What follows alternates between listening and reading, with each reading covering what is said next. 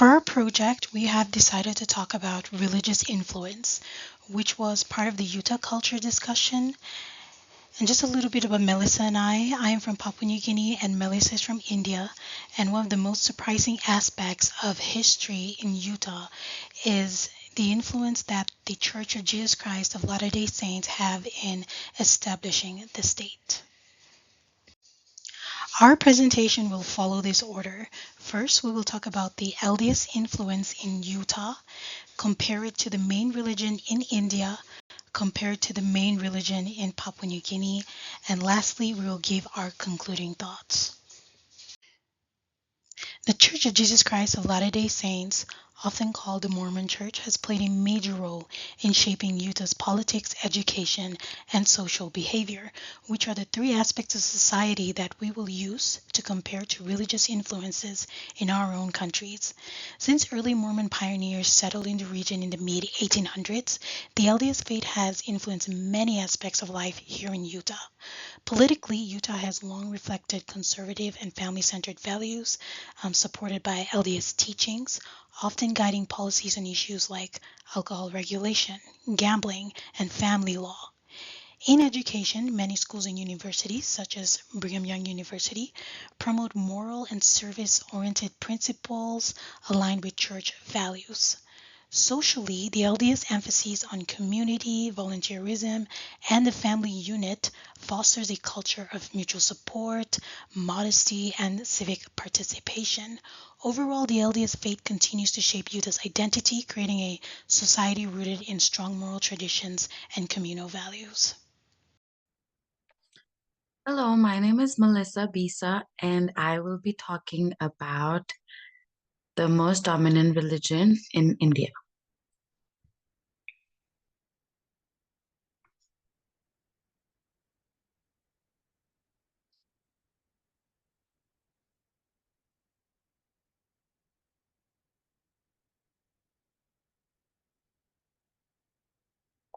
The most dominant religion in India is Hinduism, and it has major influence in Indian society as a whole.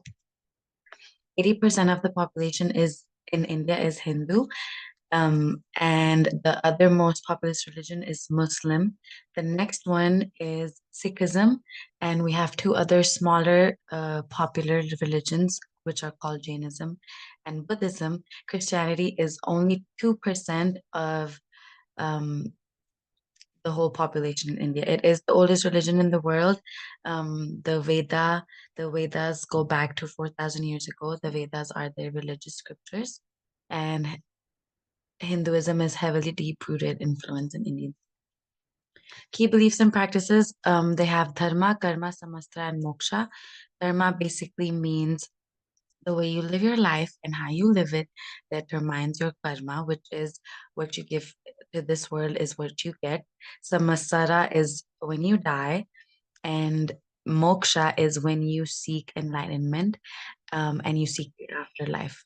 Hinduism's belief that people are born again 7 times, and based on whatever karma you did, is what you're going to be in the afterlife, which can be an insect or an animal or a rich person, a poor person.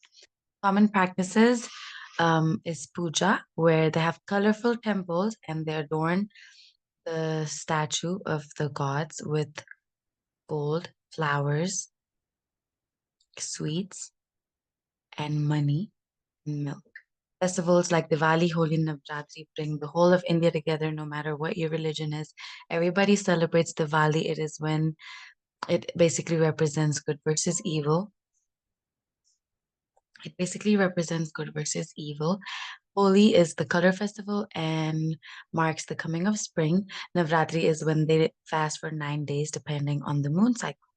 Pilgrimage to sacred sites is super famous in India as there are so many old pilgrimage sites, and there's also lots of business as well as tourism because of these sacred sites. Respect for nature and all living beings. We have a thing called vegetarianism, where where Hindus do not eat meat, eggs, and there's some extremists like Jainism. They also don't even eat onions and potatoes as it comes from the ground, and it has potential to kill a living being, which are the insects that live under the ground. It has heavy influence on society, whether it's politics, religion, or education, and also social behaviors. The most common thing being the caste system, which is a hierarchical system where someone is born into a caste. They have to stick to it, even if they are more talented, even if they have the opportunity to leave. The lowest hierarchy is the one who are in charge of cleaning the toilets and taking the trash and are are a stigmatized group in India. And the most dominant one, the most highest one are the ones that have more money and are merchants and kings and rulers. The current prime minister is from the BJP party, and it is highly um, influenced by Hindu beliefs and ideologies. BJP is an extremist Hindu party, and even though India has a constitution, lots of times the politics throw their religious propagandas on whole of India, and that is my time. Thank you. So, what is the dominant religion in my country and how did it become influential? I am from Papua New Guinea and we are considered a Christian country. One of the biggest Christian faiths in my region, which is the northern part of PNG, called Morbe Province, and the dominant Christian faith is Protestants, mainly Evangelical Lutherans. According to the Association of Religion Data Archives, Roman Catholics make up 30% of the population, followed by Evangelical Lutherans at 20%, and other Christian religions make up the remaining 50%. So ELC PNG has nearly 2 million baptized members out of a population of 10 million. And the faith was first introduced into the country in 1886 by German missionaries. There was an ease of access into the country due to colonialism. So, what are some key beliefs and practices? We have Solo Fide. Evangelical Lutherans believe that humans are saved by God's grace through faith in Jesus Christ, not by their own works or actions. Then we have Solo Scriptura. The Bible is the ultimate source of truth and authority for faith, doctrine, and life. Then we have the sacraments. Lutherans recognize baptism and Holy Communion as the two sacraments instituted by Christ through which God's grace is given. Now, some of the main practices are liturgy. Lutheran worship combines traditional liturgy, hymns, scripture readings, preachings, and the celebration of communion. Then we have Holy Communion or the Eucharist, believed to involve the real presence of Christ in, with, and under the bread and wine. Finally, we have baptism. It is seen as a sign of God's covenant and grace offered to both infants and adults. Now we're going to talk about the impact of Lutheranism on various aspects of PNG society. First, we talk about politics. Most of the political leaders that have come out of my province are Lutheran, and it is not uncommon for a candidate to run their campaigns through the church. ELCPNG, which is the main Lutheran body, holds a national meeting called the Synod, and during this meeting you see a lot of political figures of the faith are present or contribute large sums of money towards hosting of this event. Generally, Papua New Guinea is a Christian country, therefore the rule of law is based around the teachings of the Bible, and we hold very conservative viewpoints.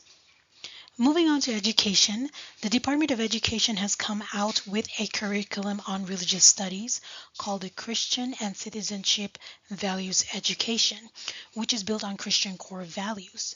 Most public schools have a religious hour where students gather by their denominations and have an hour of fellowship. Moving on to social behavior, in the cities, the impact of the Lutheran faith is not as prominent compared to rural areas where church makes up a big portion of people's lives. The church is used as an avenue to bring the community together, and from my experience, church activities take up a majority of people's time, whether it be fellowshipping together on a daily basis during the week, fundraising activities towards the church, and other events in the church calendar like Lent, Easter, Pentecost, Christmas, or Advent. One practice of evangelical Lutherans that can be felt and seen is during Easter season and the week leading up to the death and resurrection of Christ. It is viewed as a sacred time, and Good Friday is the opening of fasting until Saturday evening. Often people do not work or go around town. Most people are at home, and there is a sense of reverence for the days leading up to the resurrection of Christ on Easter Sunday.